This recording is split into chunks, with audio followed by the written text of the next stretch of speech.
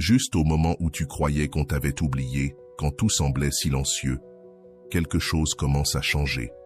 Mais pas à l'extérieur, à l'intérieur d'eux. Il y a un instant précis, et je t'assure qu'il arrive toujours où cette personne qui s'est éloignée commence à regarder en arrière. Ce n'est pas par hasard, ni par nostalgie, ni même par amour. C'est une réaction inévitable, une sorte de vide qui se déclenche quand ils s'y attendent le moins. Car, avant qu'ils reviennent, il se passe toujours la même chose. Une gêne dans l'âme, une fissure dans leur fierté, une sensation étrange qui les pousse à penser à toi. Et non, ils ne le diront pas, mais ils le ressentent. Et toi, tu le remarqueras si tu sais où regarder. Avant de commencer, prends un instant et écris dans les commentaires. Mon changement commence maintenant avec le stoïcisme. Fais-le comme un engagement envers toi-même. Un premier pas vers la meilleure version de toi. Allons-y ensemble. Numéro 1. Le vide inattendu révèle ce qu'il niait. Soudain, il n'y a plus de notifications venant de toi. Ton nom n'apparaît plus à l'écran. Il n'y a plus de longs messages le soir, ni de réponse immédiate au réveil. Et à ce moment précis, quand tout est calme, commence à résonner le véritable vacarme, l'écho de ton absence. C'est là que le silence devient assourdissant. Il n'y a plus de nouvelles photos à poster ni de stories pour distraire leur esprit. Les excuses s'épuisent, et ce qu'il reste, c'est un vide auquel ils ne s'attendaient pas. Un vide qu'ils masquaient autrefois par des promesses de liberté, mais qui leur crie maintenant qu'ils ont perdu quelque chose de précieux. Au début, ils essaient de minimiser. Ils disent à leurs amis que tout va bien, que c'était mieux ainsi, qu'ils avaient besoin d'espace. Ils se mentent à eux-mêmes. Ils essaient de convaincre les autres, pour mieux se convaincre eux-mêmes. Mais l'âme ne se trompe pas si facilement. Et il arrive un moment où ils ne peuvent plus couvrir ce vide, car l'espace que tu occupais dans leur vie est maintenant rempli de rien. Le cerveau, même s'il veut ignorer, commence à poser des questions. Pourquoi se sentent-ils aussi agités alors qu'ils étaient censés aller mieux sans toi? Pourquoi les choses n'ont-elles plus le même goût? Pourquoi les endroits qu'ils fréquentaient avec toi semblent-ils maintenant froids, vides, incomplets? La raison est simple, leur esprit commence à réaliser ce que leur cœur refuse d'accepter. Ta présence faisait une différence. Ce qu'ils ont laissé derrière eux, ce n'était pas rien, c'était réel, c'était profond. Et ils ne l'ont jamais vraiment apprécié à sa juste valeur. Non, ils ne le diront pas à voix haute, ils ne vont pas l'écrire sur les réseaux. Mais ils le sentent.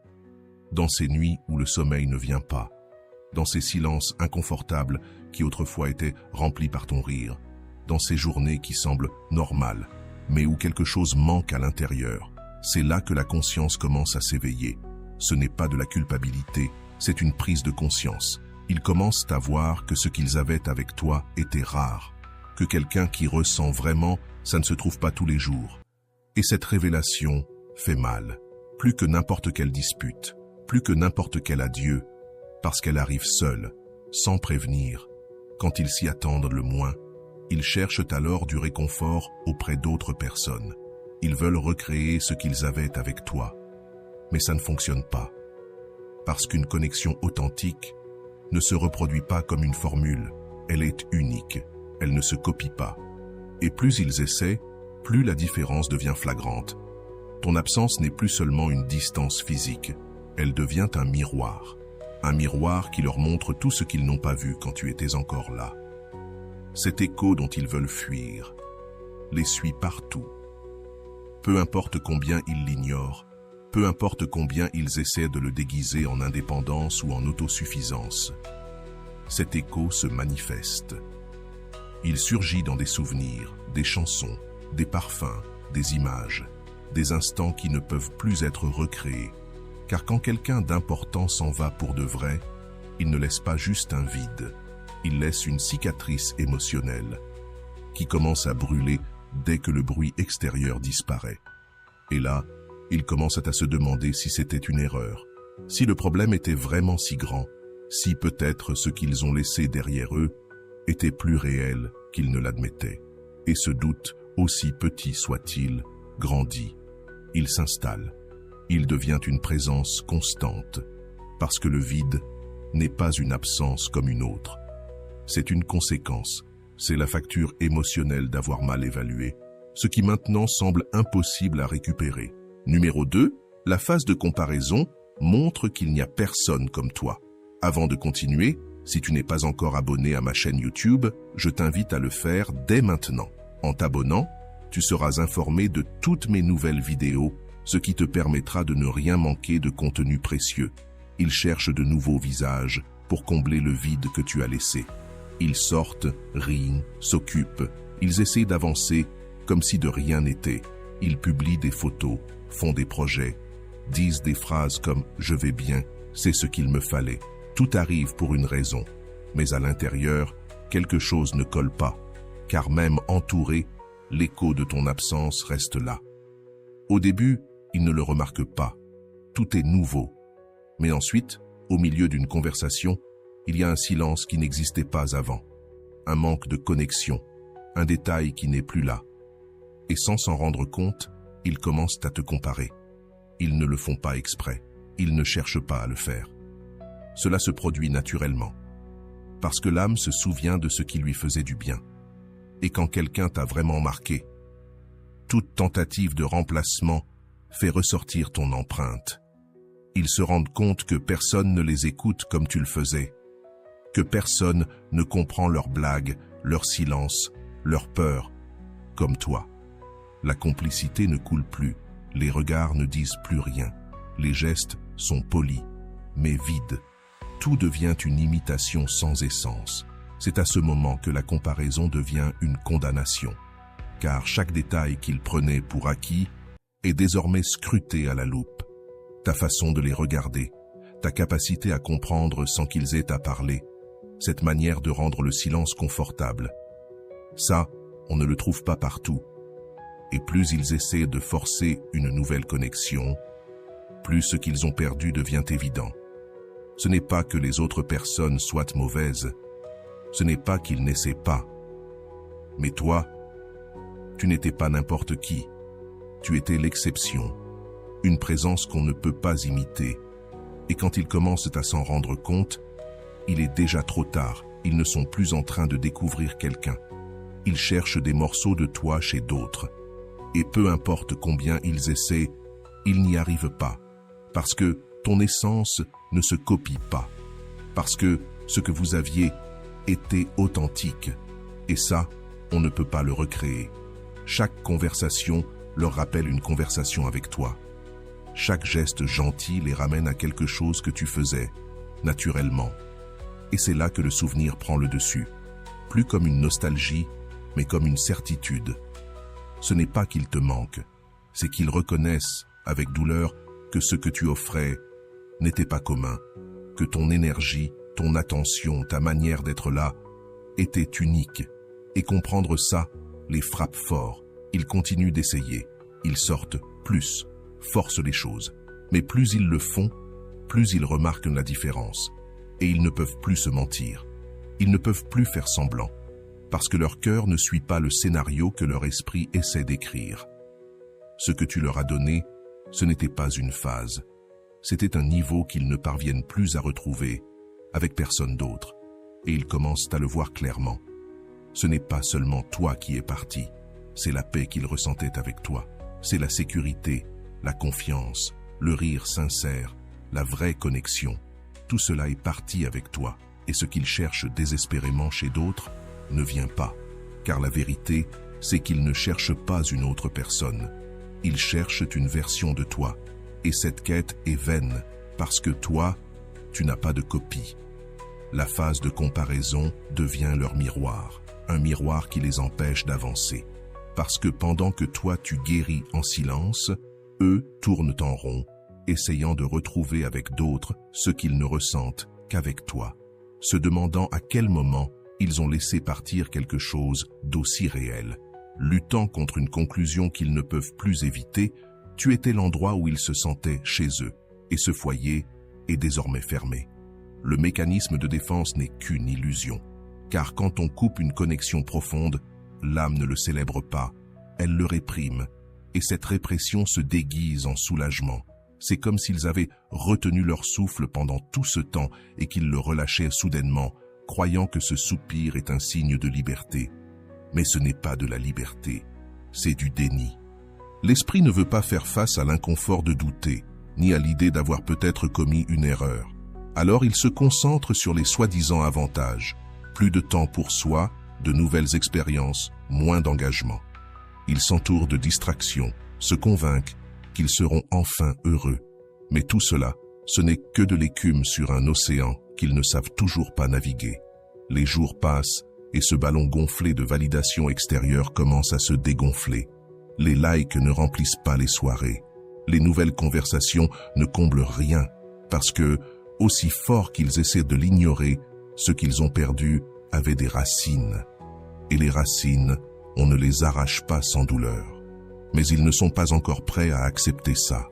Alors, ils fuient. Ils fuient les souvenirs, fuient le silence, fuient tout ce qui leur rappelle qu'un jour, ils ont compté pour quelqu'un qui les regardait vraiment. Et voilà le point crucial. L'euphorie du début ne vient pas du bien-être. Elle vient du contraste, du désir de casser une routine, d'essayer autre chose, de réécrire le scénario. Mais comme tout élan, ça s'épuise. Car sans fondation intérieure, l'enthousiasme se dégonfle. Et puis vient ce moment redouté. La nuit tombe. Il n'y a personne à leur côté. Le téléphone est silencieux. Plus personne ne leur écrit comme toi tu le faisais. Leur regard se perd. Et leur cœur commence enfin à ressentir le manque. Ce n'est pas un manque de besoin. C'est un manque de reconnaissance. Ils réalisent que ce qu'ils prenaient pour normal était en réalité spécial. Ces petits gestes, ta présence, ta complicité, c'était un foyer émotionnel dont ils n'avaient même pas conscience. Mais maintenant, ce foyer n'existe plus. Et lorsqu'ils essaient de le recréer avec d'autres, ils découvrent que ça ne se copie pas, que ça ne s'achète pas, que ça ne s'improvise pas. C'est là que le véritable conflit intérieur commence. Ils ne se sentent plus aussi sûrs d'eux. Leur sourire devient forcé, leur confiance vacille, parce qu'ils comprennent enfin que ce qu'ils prenaient pour un soulagement n'était qu'un ego déguisé, un vacarme intérieur qui voulait faire taire la voix de leur conscience. Et quand cette voix commence à parler, il n'y a plus de retour en arrière. Parce que ce qui s'est brisé, ce n'est pas seulement le lien. C'est une partie d'eux-mêmes qu'ils n'ont pas su protéger. Et là arrive le choc. Pas de l'extérieur, de l'intérieur. Un vide que rien ne comble. Ni les distractions, ni les nouveaux visages, ni les nouveaux plans. C'est la réalité qui frappe. Tardivement, mais plus fort que prévu. Et cette fois, il n'y a plus d'échappatoire. Ils ne peuvent plus le déguiser. Parce que maintenant, ils ressentent ce qu'ils fuyaient. Le poids d'une perte qu'ils croyaient maîtriser. Mais qui, en silence, est en train de leur enseigner que tout ne se remplace pas. Alors, si aujourd'hui quelqu'un semble célébrer ton absence, ne le prends pas personnellement. Ils sont encore sous anesthésie. Mais l'anesthésie ne dure pas éternellement. Et quand la sensibilité revient, quand l'âme recommence à ressentir, alors ils se souviendront de toi. Pas par culpabilité, pas par dépendance, mais parce que tu étais réel, parce que tu étais un foyer, parce que le vide que tu as laissé ne pourra jamais être comblé par un simple jeu ou une tentative désespérée de distraction. Et à ce moment-là, ils comprendront. Ce soulagement qu'ils ont ressenti n'était pas la fin. C'était le début d'une longue réflexion, une réflexion qu'ils devront affronter seuls dans ce silence qu'ils prétendaient aimer. Phase suivante. La phase de test. Ils veulent reprendre le contrôle après avoir ignoré tous les signaux subtils. Ils remarquent que tu ne réagis plus, ni à leurs publications, ni à leurs chansons pleines de sous-entendus. Alors ils passent au niveau suivant. T'envoyer un message, mais pas un message sincère. Pas un « tu me manques » ou « j'ai fait une erreur ». Non, un message banal, déguisé en coïncidence. Je suis tombé sur un endroit où on était ensemble. Ou tu as encore cette chose que je t'ai prêtée. Ce n'est pas de la tendresse, c'est un test. Ils veulent savoir si tu es encore là. Si une simple phrase peut rouvrir la porte vers ton monde. pas parce qu'ils veulent revenir, mais parce qu'ils veulent vérifier qu'ils le peuvent, qu'ils ont toujours ce pouvoir, que si un jour ils décident de revenir, ce sera possible. Et si tu réponds comme avant, ils auront ce qu'ils voulaient, une validation facile. Tu leur montres qu'ils ont encore accès à toi, sans rien faire pour le mériter. Tu leur prouves que leur pouvoir est intact. Mais si tu ne réponds pas, si tu laisses ce message en vue, si tu refuses d'entrer dans leur jeu, alors quelque chose change. Pour la première fois, ils ne contrôlent plus rien, et ça les rend nerveux. Ils ne peuvent plus se cacher derrière leur fierté pour justifier la distance. Parce que c'est toi qui as choisi de ne pas retomber dans le piège. Et ce choix, c'est ta victoire. C'est la reprise de ton pouvoir. Ils le sentent, ils le savent. Le jeu a changé. Tu ne les attends plus. Leur attention ne te touche plus. Et là, c'est la frustration. Parce qu'ils ne savent plus quoi faire. Leur scénario ne fonctionne plus. Leur stratégie tombe à plat. Et quand ils ne reçoivent pas la réaction espérée, leur ego est blessé. Ils relisent la conversation, encore et encore, cherchent des raisons, s'inventent des histoires. Mais la vérité est simple, tu as grandi, tu en as eu assez, tu as évolué. Tu ne veux plus rejouer les mêmes scènes absurdes. Tu ne veux plus donner tout pendant qu'ils n'apparaissent que quand ça les arrange. Ton silence, cette fois, n'est pas du ressentiment. C'est de la clarté. C'est la preuve la plus forte de ton évolution. Parce que tu as compris, celui qui veut rester, reste. Celui qui veut parler, parle. Vraiment, avec le cœur. Pas avec des excuses maquillées en coïncidence. Et maintenant, la dernière phase, la peur, elle s'installe quand ils réalisent que tu n'es plus là. Elle ne vient pas tout de suite. Au début, ils la cachent sous de l'indifférence, de l'orgueil, des phrases comme « il reviendra tôt ou tard ». Mais le temps passe, et toi, tu n'apparais pas, tu n'écris pas, tu ne réagis pas, tu ignores tous leurs signaux déguisés. Et là, quelque chose change. Ils ne sont plus si sûrs d'eux. Leur sourire est moins franc. Leur confiance s'effrite parce que ton silence commence à parler. Parce que ce vide qui avant les rassurait commence à les inquiéter. Ils se demandent si, cette fois, tu es vraiment parti, si tu ne les aimes plus, si tu ne penses plus à eux, s'ils ne font plus partie de ton futur. Et cette idée les brise, parce qu'ils n'étaient pas prêts, parce qu'ils pensaient que tu serais toujours là. Mais cette fois, tu ne l'es plus. Ils pensaient que peu importe ce qu'ils feraient, tu resterais toujours son option sûre. Mais cette option n'existe plus. L'incertitude devient alors une obsession. Ils commencent à consulter tes réseaux plus souvent, à analyser chaque détail, chaque phrase, chaque image. Ils se demandent si tu vois quelqu'un d'autre, si tu ris avec une autre personne, si quelqu'un d'autre reçoit désormais l'attention qui, autrefois, lui était entièrement destinée. Et même s'il n'a aucune preuve, son esprit commence à imaginer, à construire des scénarios qui le blessent. Il te voit heureux, épanoui, indifférent. Il te voit sourire sans lui. Et cette simple pensée le détruit plus que n'importe quelle vérité. La peur s'installe comme une graine qui grandit dans le silence. Car le silence n'est pas seulement une absence, c'est une ambiguïté. Et l'ambiguïté laisse de l'espace à l'ego pour devenir fou. Et s'il ou elle ne m'aimait plus? Et si je n'avais jamais été indispensable? Et si j'avais idéalisé ce qu'on avait? Il commence à remettre en question chaque souvenir, chaque moment partagé, chaque geste. Il revoit tout avec un regard plus fragile, plus vulnérable. Et dans ce processus intérieur, il comprend que ce qu'il a perdu était bien plus précieux qu'il ne le pensait. Il ne s'agit plus de toi, il s'agit de lui, de son affrontement avec une vérité qu'il a évitée pendant trop longtemps. Il pensait que tu serais éternel. Il pensait avoir un pouvoir total sur toi. Mais aujourd'hui, il ne peut plus prédire ni contrôler tes gestes. Et ça l'effraie. Pour la première fois, il ressent ce que toi, tu as ressenti lorsqu'il est parti sans un regard en arrière. Celui qui attend, c'est celui qui t'ignorait. Celui qui doute, c'est celui qui était sûr. Celui qui se sent vide, c'est celui qui se croyait suffisant. La peur lui montre son erreur, avec une honnêteté brutale. Il réalise qu'il ne s'agissait pas seulement d'avoir quelqu'un, mais de t'avoir, toi. Et ce que tu offrais, Ce n'était pas un amour quelconque, c'était un refuge, une loyauté, un don total qu'il ne retrouve plus. Ce qu'il méprisait par habitude, il le désire aujourd'hui comme quelque chose d'irremplaçable. Mais ce n'est plus là. Tu n'es plus là. Et le plus douloureux, ce n'est pas qu'il ne t'a plu. C'est qu'il sait que c'est de sa faute. Il sait que tu étais clair, présent, constant. Tu étais là quand il en avait le plus besoin. Mais il ne t'a pas vu. Ou il n'a pas voulu te voir. Aujourd'hui, la solitude lui parle avec la même intensité avec laquelle tu lui parlais autrefois. Et il comprend que ce silence n'est pas une pause, c'est une décision, la tienne. C'est pour cela qu'il tremble. Parce que si tu n'es plus là, il n'a plus vers qui revenir.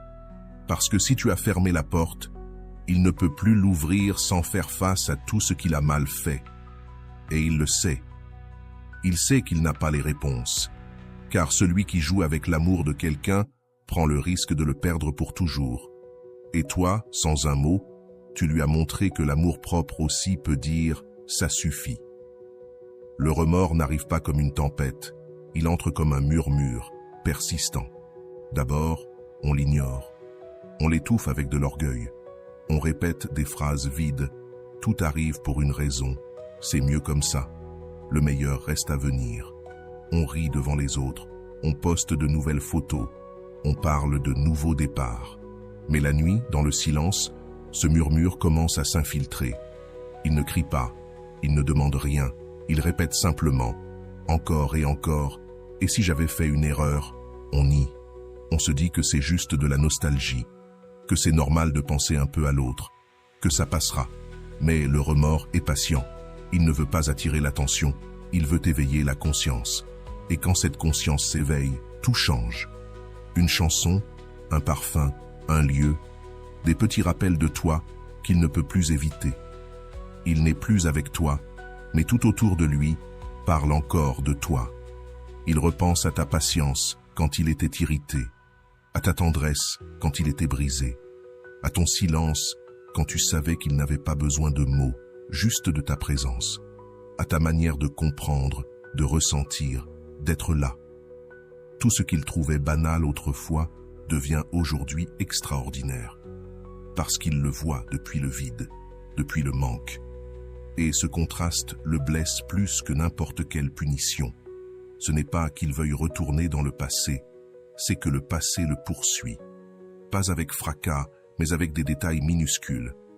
Il revit tes gestes, tes mots, tes regards. Et ce n'est pas du souvenir doux, c'est du manque pur. Il sait que tu n'es pas parti sans raison, que pendant que tu donnais tout, lui, il se détournait, il se perdait, il se croyait sûr de toi. La douleur ne vient pas seulement de t'avoir perdu, elle vient de s'être moqué de ce qu'il avait quand il l'avait. Et ça, c'est le vrai remords, celui qui ne vient pas de la perte, mais du mépris. Il commence à voir avec clarté, à sentir avec sincérité. Ce qu'il croyait être une certitude, qu'il serait mieux sans toi, devient une question douloureuse. Qu'est-ce que j'ai fait? Mais il est trop tard. Et c'est ça, le plus douloureux. Les réponses ne servent plus à rien, car tu n'attends plus aucune explication. Puis viennent les signaux indirects, les tentatives lâches de revenir. Il réapparaît, mais pas comme avant. Pas avec un message direct, pas avec une vraie excuse. Non. Il regarde tes stories et s'assure que tu le remarques. Il like de vieilles photos, publie des citations vagues, des chansons chargées de sous-entendus, des extraits de films qui sonnent trop familiers. Mais jamais ton nom. Jamais le courage d'assumer ce qui s'est passé. Car ce n'est pas l'amour qui parle, c'est l'ego. Il veut savoir si tu fais encore attention, si ta blessure est toujours ouverte, si une partie de toi l'attend encore. Mais il n'est pas prêt à porter la responsabilité de son absence. Il ne peut pas admettre qu'il a échoué.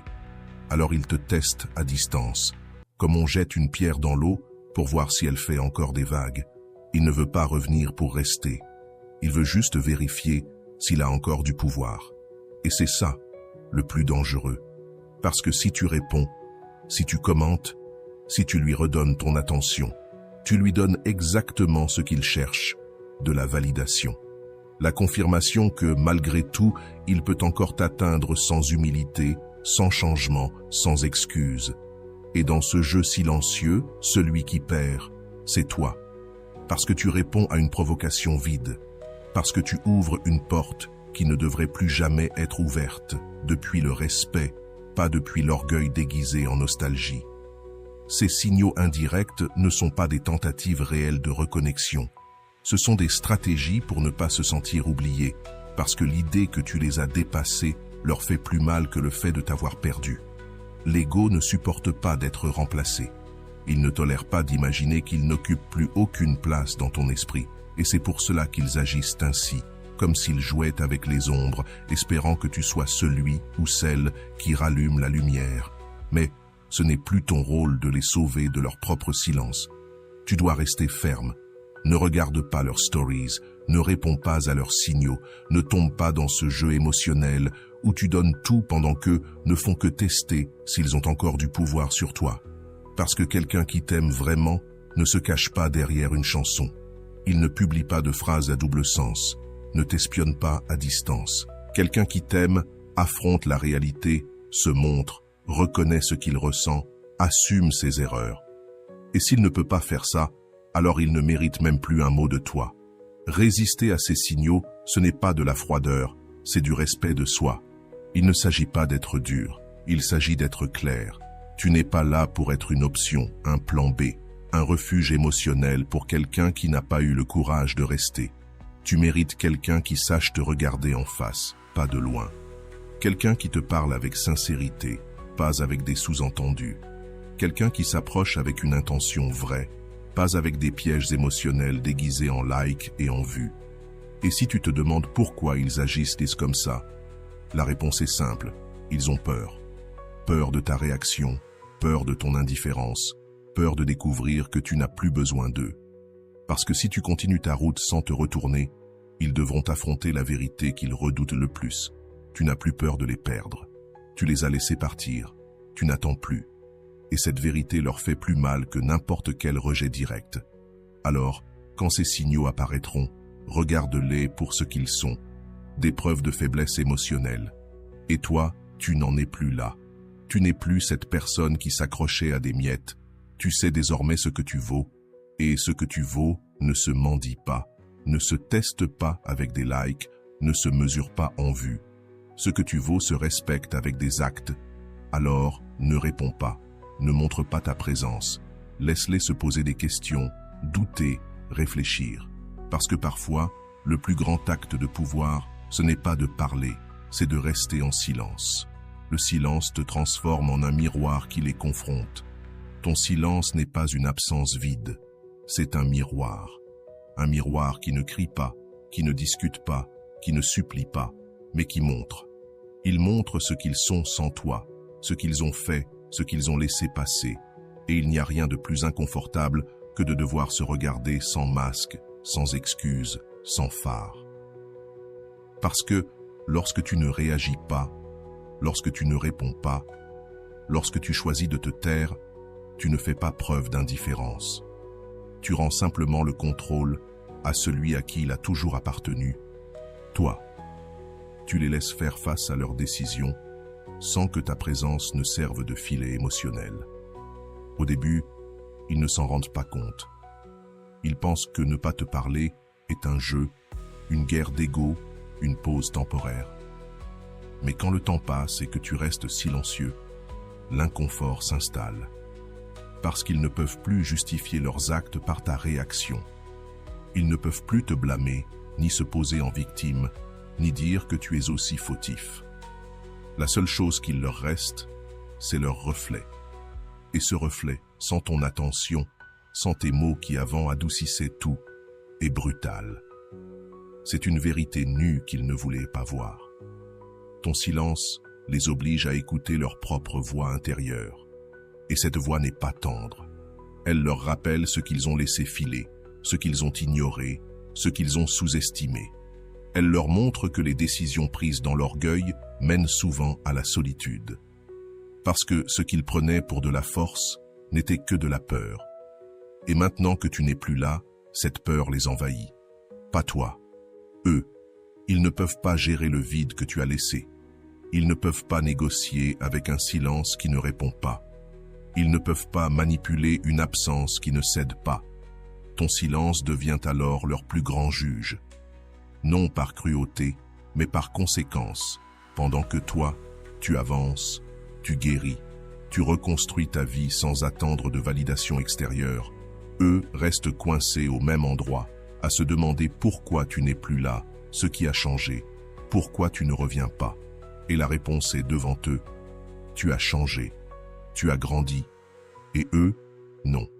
Et ils le sentent à chaque tentative de conversation avortée, à chaque fois qu'ils regardent ton profil en espérant une réponse, à chaque nuit où l'orgueil ne suffit plus à couvrir leur solitude, parce que tu étais un refuge. Et ce refuge n'existe plus pour eux, pas parce que tu es mauvais, pas parce que tu veux te venger, mais parce que tu as compris que tu ne pouvais plus être le miroir de quelqu'un qui refusait de se regarder. Alors tu as fait un pas en arrière, tu as fermé la porte et tu as laissé la vie faire son travail. Et la vie, avec son propre rythme, leur enseigne ce qu'ils n'ont pas voulu apprendre avec toi, que tout le monde n'attend pas, que tout le monde ne revient pas, que tout le monde ne reste pas là où il n'est pas valorisé. Le silence devient alors le maître le plus implacable. Il n'a pas besoin d'arguments, pas besoin de crier, il a juste besoin de temps, car chaque jour qui passe sans toi rend leur conscience plus lourde. Ce qu'ils justifiaient avant avec des phrases comme « j'ai besoin d'espace »,« je ne suis pas prêt »,« ce n'est pas pour moi », se transforme maintenant en doute corrosif. Et si c'était une erreur? Et s'il n'y avait pas de retour possible? Et si je ne retrouvais jamais quelqu'un comme toi? Le silence leur répond sans mots. Il est trop tard. Non pas parce que tu t'es fermé, mais parce qu'ils ont mis trop de temps à ouvrir les yeux. Alors ne te sens pas coupable de ne pas répondre. Ne pense pas que tu es froid, parce que tu ne cherches pas, parce que tu n'expliques plus, parce que tu ne donnes plus ce que tu donnais avant. Tu es simplement un miroir. Tu leur permets enfin de voir ce que toi tu as appris depuis longtemps. Qu'on ne peut pas forcer quelqu'un à te valoriser, que celui qui ne te voit pas quand tu es présent ne mérite pas ton énergie quand tu décides de partir. Ta transformation est leur pire punition. Ils t'ont observé à distance, espérant des signes que tu t'étais effondré.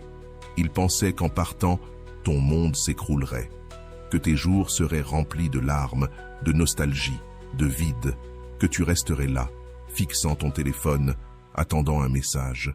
Mais le temps a passé, et ce qu'ils ont vu n'a pas été ta chute, mais ton évolution.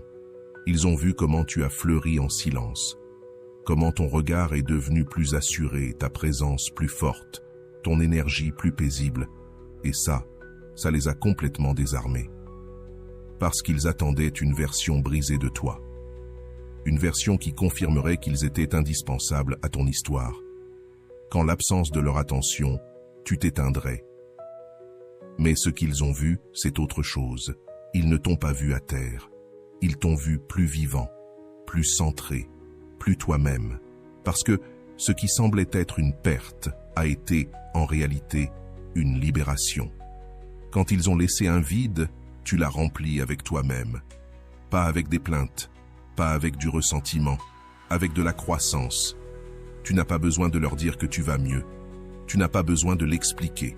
Ils le voient, dans tes yeux, dans ta manière de t'exprimer, dans tes décisions, dans ce que tu partages et dans ce que tu n'as plus besoin de partager. Parce qu'il y a une grande différence entre prétendre aller bien et guérir vraiment. Et toi, tu ne fais pas semblant. Tu avances.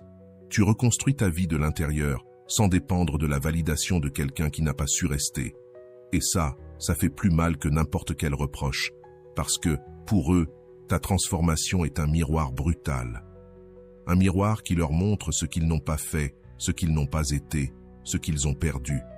Et surtout, la chose la plus difficile à accepter, tu n'as plus besoin d'eux. Parce que quand quelqu'un s'attend à ce que tu t'effondres sans sa présence, et qu'il découvre qu'en son absence, tu t'es élevé, ce qu'il ressent n'est pas juste de la surprise, c'est de la frustration, parce que cela brise la narration qu'ils avaient eux-mêmes créée, parce qu'ils pensaient être le centre de ton équilibre, et ils ont découvert qu'ils n'étaient qu'un passage, une page de ton histoire. Et maintenant, il te voit briller, pas depuis l'ego, mais depuis la paix. Depuis cette force silencieuse qui ne naît que lorsqu'on cesse de courir après ce qui ne nous appartient pas. Depuis cette clarté qui émerge quand tu décides de te choisir, toi, au lieu de combler un vide. Tu n'attends plus leur approbation, leur amour à moitié, leur visite de passage. Maintenant, tu sais ce que tu mérites. Et cela se voit, cela se ressent, cela se transmet. Ils ne font plus partie de ton présent, et ils le savent. Ils le sentent dans le rejet implicite de ton indifférence, dans ton silence face à leurs tentatives, dans la distance émotionnelle que rien ne peut plus combler. Parce que tu n'es plus celui ou celle que tu étais, cette version de toi qui les attendait, qui les pardonnait sans limite, qui acceptait des miettes, elle n'existe plus. Et ce qu'il leur est le plus difficile à digérer, c'est de comprendre qu'ils ne peuvent plus accéder à ta nouvelle version, qu'il n'y a plus de place pour eux dans cette étape de ta vie. Tu as évolué vers un niveau où tu n'as plus besoin d'eux pour te sentir complet. Et il n'y a pas de punition plus douloureuse que de voir quelqu'un qu'on considérait comme acquis devenir inaccessible. Pas par vengeance, pas par fierté, mais simplement parce qu'il n'y a plus de retour possible. Parce que toi, tu as décidé de grandir, et eux ont décidé de rester là où ils étaient. Et maintenant, la distance n'est plus seulement physique, elle est énergétique, émotionnelle, spirituelle. Vous ne vibrez plus sur la même fréquence, et même si ça fait mal, c'est irréversible. Ils te cherchent des yeux, mais ne te trouvent plus. Ils essaient de te lire entre les lignes, mais ne comprennent pas ta paix. Car pendant qu'ils attendent une faille, un signe de faiblesse, toi, tu leur offres une leçon de force. Et tout cela sans dire un seul mot, juste en vivant, juste en rayonnant, juste en étant. Et c'est là ta plus grande victoire. Ne pas les avoir détruits, mais d'être reconstruits en mieux. Le contrôle émotionnel marque la frontière entre ton passé et ton présent. Avant, tout en toi tremblait à cause d'eux. Une seule parole te faisait douter.